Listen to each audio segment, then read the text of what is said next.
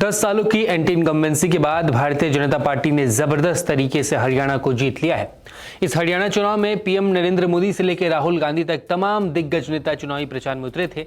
अब आइए ऐसे में जानते हैं कि राहुल गांधी और पीएम मोदी की इस चुनावी प्रचार का स्ट्राइक रेट क्या रहा, यानी राहुल गांधी ने कितना चुनाव प्रचार किया, किन किन सीटों पर चुनाव प्रचार किया और उनमें से कितनी सीटें कांग्रेस जीती, और सेम चीज अप्लाई होगी पीएम नरेंद्र मोदी पे। तो चलिए सबसे पहले बात करते हैं राहुल गांधी की। आपको बता दें, राहुल गांधी ने 8 विधानसभा सीटों पर चुनाव प्रचार किया, जिनमें से 5 सीटें कांग्रेस हार गई और 3 सीटें कांग्रेस जीती थी। अब ऐसे वो सीटें क्या थी, चलिए आपको बताते हैं। सबसे पहली सीट थी महेंद्रगढ़ में राहुल गांधी का प्रचार करना कांग्रेस को उस तरीके का लाभ नहीं दे पाया। यहां से कांग्रेस के राव दाना सिंह को भारतीय जनता पार्टी के कुंवर सिंह ने करीब 2600 वोटों के अंतर से हरा दिया। अगली सीट है नू में कांग्रेस के आफ्ताब अहमद को बड़ी जीत जरूर मिली। उन्होंने इंडियन नेशनल लोक दल यानी INLD के ताहिर हुसैन को करीब 47,000 वोटों से हरा दिया। यह राहुल का प्रचार फायदेमंद रहा। सोनीपत में पीएम नरेंद्र मोदी ने भी चुनाव प्रचार किया था और राहुल गांधी ने भी अपने प्रत्याशियों के लिए वोट मांगे थे, पर यहां पर बीजेपी के निखिल मदान को जीत मिली थी। निखिल ने कांग्रेस के सुरेंद्र पवार को करीब 30,000 के वोटों के अंतर से हरा दिया। गोहाना वही क्षेत्र है जहां से जलेबी की चर्चा चुनाव में खूब चली थी। राहुल गांधी प्रचार के लिए खुद पहुंचे थे। उस गोहाना में भी भारतीय जनता पार्टी ने कांग्रेस को पटकनी दे दी।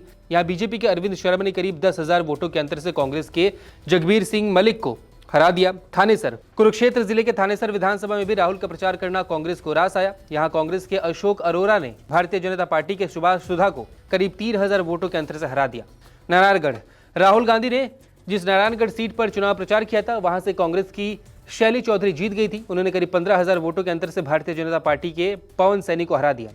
बरवाला, हिसार जिले की बरवाला सीट पर राहुल का प्रचार उस तरह काम नहीं कर पाया। यहां से भारतीय जनता पार्टी के रणबीर गंगवार ने करीब 27,000 वोटों के अंतर से कांग्रेस के रामनिवास घोरेला को मात दे दी।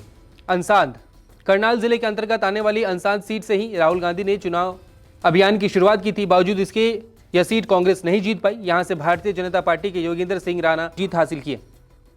अब बात कर लेते हैं पीएम मोदी की। पीएम मोदी ने हरियाणा में 4 रैलियों को संबोधित किया। ये रैलियां कुरुक्षेत्र, सोनीपत, हिसार और पलवल में हुई थी। इनमें से 3 इलाकों में बीजेपी की जीत हुई थी, जबकि एक सीट पर भाजपा के निर्दलीय उम्मीदवार के हाथों हार हुई थी। इस तरह पीएम नरेंद्र मोदी का स्ट्राइक रेट तकरीबन 75% का रहा था हरियाणा चुनावी प्रचार में। कुरुक्षेत्र में पीएम नरेंद्र मोदी ने चुनाव प्रचार की शुरुआत की थी। कुरुक्षेत्र अपने आप में कोई सीट नहीं है, लेकिन इसी इलाके के अंतर्गत चर्चित लाडवा सीट आती है, जहां से सीएम नायब सिंह सैनी उम्मीदवार थे और उन्होंने 16,000 वोटों के अंतर से जीत हासिल की थी। हिसार में भारतीय जनता पार्टी का प्रदर्शन काफी बुरा रहा। यहां बीजेपी के कमल गुप्ता तीसरे नंबर पर है, वही निर्दलीय उम्मीदवार सावित्री जिंदल यहां से करीब 19,000 वोटों के अंतर से जीती थी। पलवल में भारतीय जनता पार्टी के गौरव गौतम ने जीत दर्ज की थी। गौतम ने करीब 33,000 वोटों के अंतर से कांग्रेस के करण सिंह दलाल को यहां से हरा दिया था। इस तरह यहां से पीएम नरेंद्र मोदी के चुनावी प्रचार करना बीजेपी के लिए खुशगवार रहा। अगली सीट है सोनीपत सीट पर भारतीय जनता पार्टी जीत गई। यहां से उम्मीदवार निखिल मदान ने कांग्रेस के सुरेंद्र पवार को करीब 30,000 वोटों के अंतर से हरा दिया। तो ये थी दोनों नेताओं की स्ट्राइक रेट्स और जीत का अंतर। हमने आपको बताया कि किन की रैली कितनी ज्यादा काम आई। आपको क्या लगता है, किस वजह से कांग्रेस हारी, हमें कमेंट बॉक्स में जरूर बताइए।